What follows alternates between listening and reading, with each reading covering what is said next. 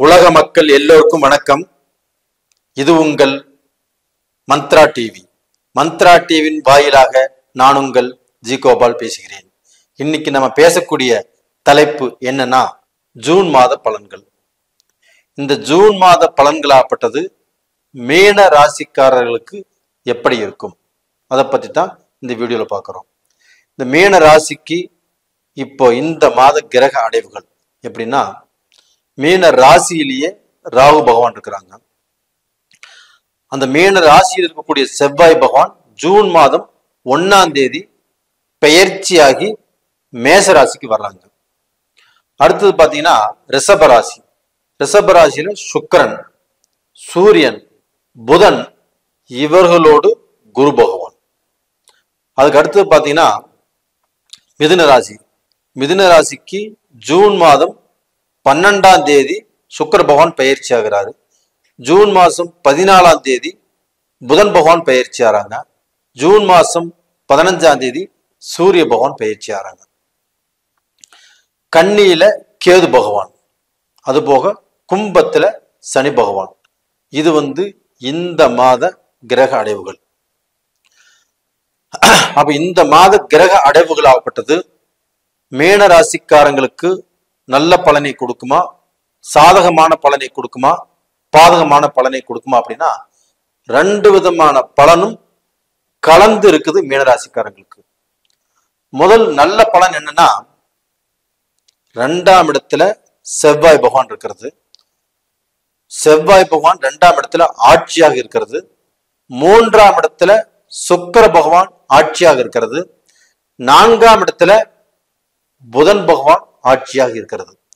இது இந்த மீன ராசிக்காரங்களுக்கு இந்த மாதத்தில் நடக்கக்கூடிய நல்ல பலன்கள்.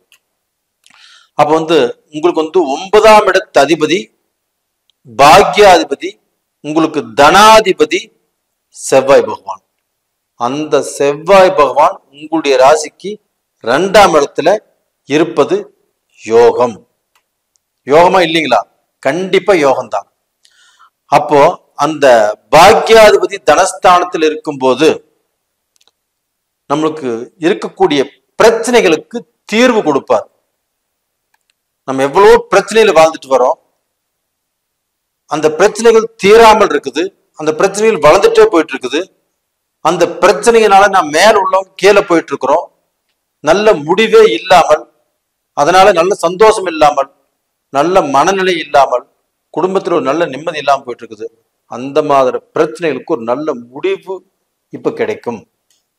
அது போக உங்களுடைய வளர்ச்சிக்கு இந்த 2ஆம் இடத்து அதிபதி செவ்வாய் பகவான் பேருதவியாக இருப்பார்.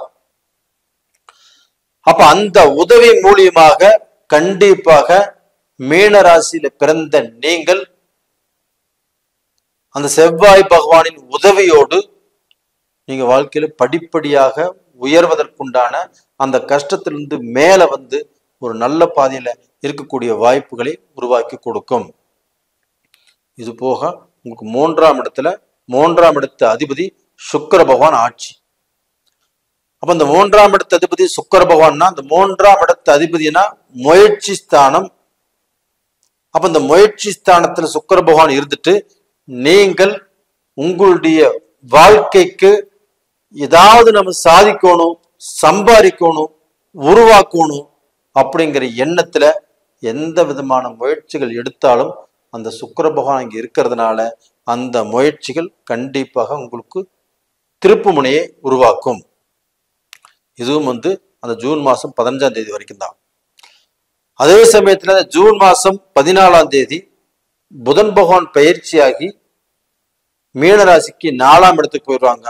அந்த 4ஆம் இடத்துல அந்த புதன் பகவான் ஆட்சி. அப்ப 4ஆம் இடத்து அதிபதி 4ஆம் இடத்தில் ஆட்சி பெறுவதால் என்ன நடக்கும்னா, இந்த சமயத்துல மாணவ மாணவியர்களுக்கு உயர்கல்வி, அந்த உயர்கல்வி கண்டிப்பாக அவங்க எண்ணியபடி நடக்கும். இல்லைன்னா உயர்கல்வியில அவங்க ஜாயின் பண்ணுவாங்க. அப்ப அவங்க எந்த காலேஜ் ஆசைப்படுறாங்களோ, எந்த ஸ்டேட்ல போய் சேரும்னு நினைக்கிறாங்களோ, எந்த நாட்டுல போய் சேரும்னு நினைக்கிறாங்களோ, இதற்கு உண்டான செலவுகளை நீங்கள் செய்து உங்களை மக்களை நீங்கள் திருப்திப்படுத்தக்கூடிய சூழ்நிலை உருவாகும். உங்க மக்களும் உங்களால் திருப்தி அடைவார்கள். அப்ப அவங்களுடைய எதிர்காலத்துக்கு இன்னைக்கு போட்ட விதை அவங்க போய் ஒரு காலேஜில் சேர்றது. அப்ப டோட்டலா பாத்தீங்கன்னா இந்த புதன் பகவான் ஆட்சி ஆகிறதுனால, அங்கே 4ஆம் இடத்து அதிபதி 4ஆம் இடத்திலேயே இருக்கிறதுனால கண்டிப்பாக அந்த 14ஆம் தேதிக்கு மேல இந்த மீன ராசியில பிறந்த மாணவ மாணவிகளுக்கு நல்லது நடக்கும். அதுபோக வெளிநாட்டுக்கு போறவங்க, வெளிநாட்டுல வேலை தேடி போறவங்க, இவங்களுக்கும் நல்லா இருக்கும். அதுபோக வெளிநாட்டுல இருந்து வேலை செஞ்சுட்டு இருக்கிறவங்க, ஒரு பிசினஸ் பண்ணிட்டு இருக்கிறவங்க, அதுல திருப்தி இல்லாமல் கடன்பட்டு கஷ்டப்பட்டு அடுத்தது என்ன பண்றதுன்னு தெரியாம இருக்கிறவங்க, வேலைக்கு போய் சேர்ந்து அந்த வேலையிலுமே திருப்தி இல்லாமல், அந்த வேலையில எவ்வளவு செஞ்சாலும் நல்ல பேர் வாங்க முடியாமல் அடுத்த கம்பெனிக்கு மாறும்னு நினைக்கிறவங்க, அவங்க எல்லாத்துக்குமே இந்த பீரியட் ஒரு நல்ல பீரியட். இது போக பாத்தீங்கன்னா இப்ப இந்த 7.5 சனி, இது 2ஆம் சுத்து 7.5 சனி வச்சுக்கோங்களேன். அப்ப அந்த 2ஆம் சுத்து 7.5 சனி அப்படிங்கிறது வளர்வது. அப்ப அந்த வளர்ச்சிங்கிறது எப்படி இருக்கும்னா, ஒரு இடத்துல இருந்து ஒரு இடத்துக்கு மாறி போறது, ஒரு பிசினஸ் பண்றது, அதுல நம்ம சம்பாதிக்கிறது, அதுல சொத்து வாங்குறது, ரெண்டாவது பக்கம் இந்த பிசினஸ் வளர்ச்சி அடை செய்யறது, அந்த பிசினஸ் டெவலப் பண்ணி கொடுக்கறது, அதுல நம்ம முட்டுவலி போட்டு அதை பெருசாக்குறது, இந்த மாதிரி விஷயத்துக்கு அந்த 2ஆம் சுத்து 7.5ங்கிறது உங்களுக்கு ஒரு நல்ல மாற்றத்தை கொடுக்கும். இப்போ மீனராசிக்காரங்க 7.5 சனியில் இருக்கிறாங்க. இதுல 2ஆம் சுத்து 7.5 இருக்கிறவங்க அவங்க வளர்வதற்குண்டான வாய்ப்பே இருக்குது இல்லையோ, கண்டிப்பாக அவங்க கீழே போவதற்குண்டான வாய்ப்பு இல்லை.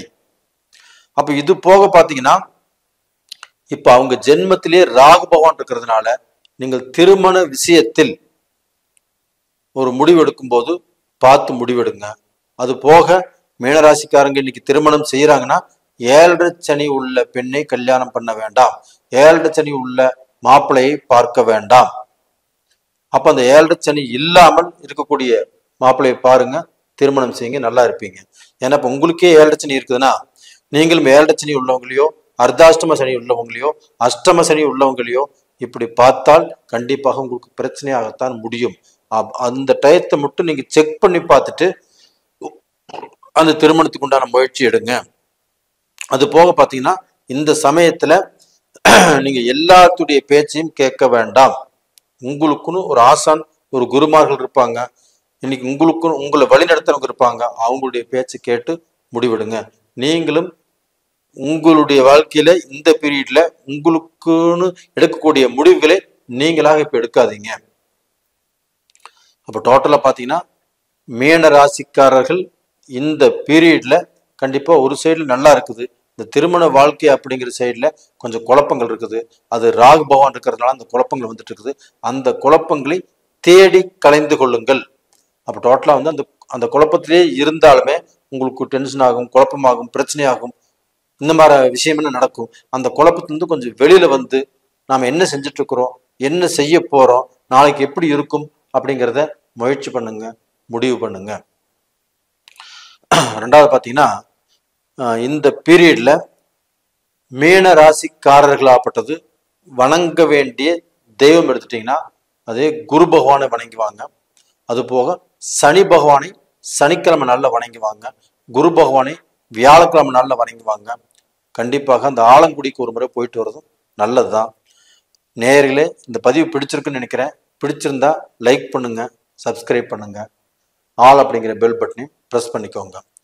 உங்க ஜென்ம ஜாதகத்தையும் உங்க ஜாதகத்துல அமைந்திருக்கக்கூடிய கிரகங்கள் அதுதான் உங்களுடைய தலையெழுத்தை மாற்றும், உங்களை வழி நடத்தும்.